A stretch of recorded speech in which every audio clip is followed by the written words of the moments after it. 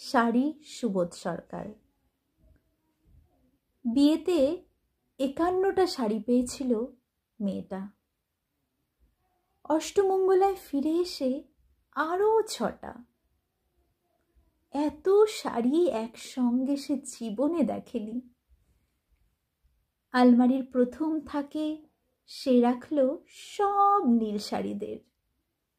হালকা নীল একটাকে জড়িয়ে ধরে বলল, তুই আমার আকাশ।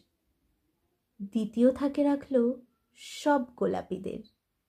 একটা গোলাপিকে জড়িয়ে সে বলল, তোর নাম অভিমান।